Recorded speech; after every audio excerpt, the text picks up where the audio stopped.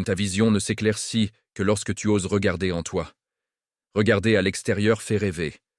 Regarder à l'intérieur réveille. Il y a quelque chose de profondément dérangeant dans cette phrase, même aujourd'hui. Peut-être surtout aujourd'hui.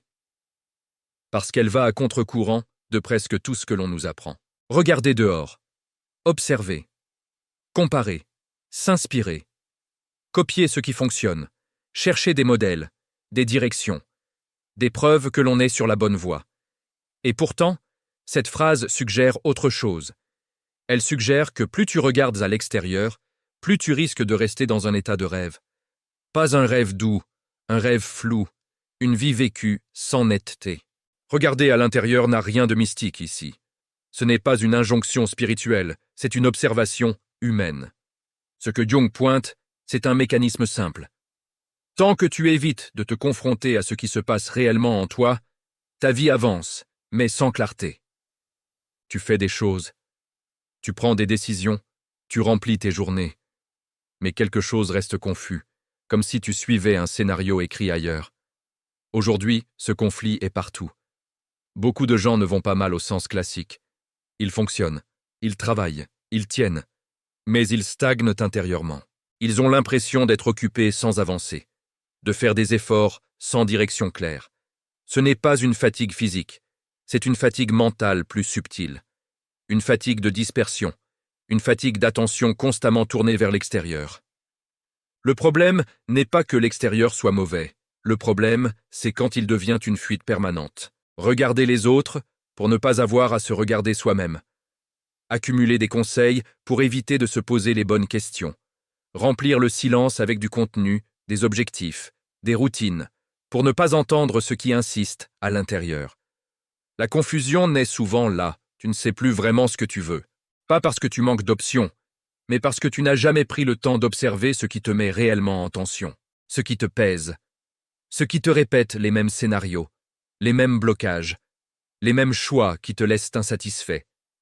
Face à cela, les réponses modernes sont rapides. On te dit de te motiver davantage, d'être plus discipliné, de penser positif, de visualiser une meilleure version de toi-même. Mais ces réponses restent à la surface. Elles agissent sur le comportement, pas sur la source. Elles poussent à regarder encore plus dehors, à devenir plus performant dans une vie que tu n'as peut-être jamais vraiment choisie. D'autres te proposent des raccourcis spirituels.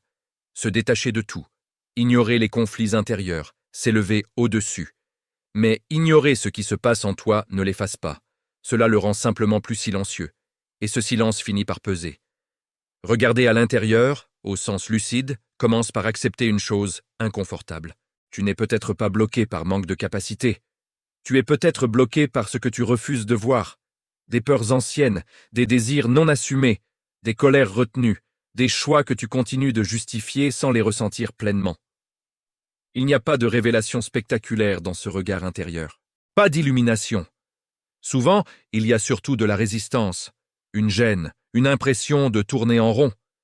Mais c'est précisément là que quelque chose commence à s'éclaircir, parce que tu n'es plus en train de rêver ta vie à travers les attentes des autres. Concrètement, cela se manifeste dans des détails simples.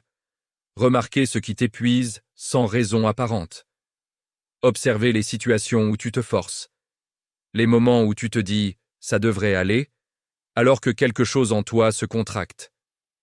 Regarder honnêtement les choix que tu repousses depuis longtemps, pas pour agir immédiatement, juste pour les voir. Cette clarté ne pousse pas à tout changer. Elle change surtout ta manière d'être présent à ce que tu fais déjà. Tu peux continuer la même vie extérieure, mais avec une attention différente. Moins de fuite, moins de justification, plus de cohérence intérieure. Regarder à l'intérieur ne te rend pas plus spécial. Cela te rend plus lucide. Et cette lucidité est souvent inconfortable au début, parce qu'elle enlève certaines illusions. Mais elle apporte quelque chose de rare, une direction qui ne dépend plus autant du bruit extérieur. À la fin, il ne s'agit pas de se refermer sur soi. Il s'agit de cesser de vivre uniquement en réaction à ce qui est dehors.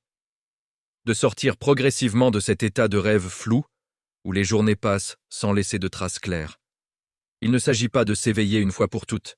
Il s'agit de reconnaître quand tu fuis ton propre regard et quand tu acceptes enfin de rester un peu avec ce que tu ressens. Et peut-être que la clarté ne vient pas d'un grand changement. Peut-être qu'elle commence simplement là, dans ce moment où tu cesses de chercher ailleurs ce qui attend d'être vu en toi.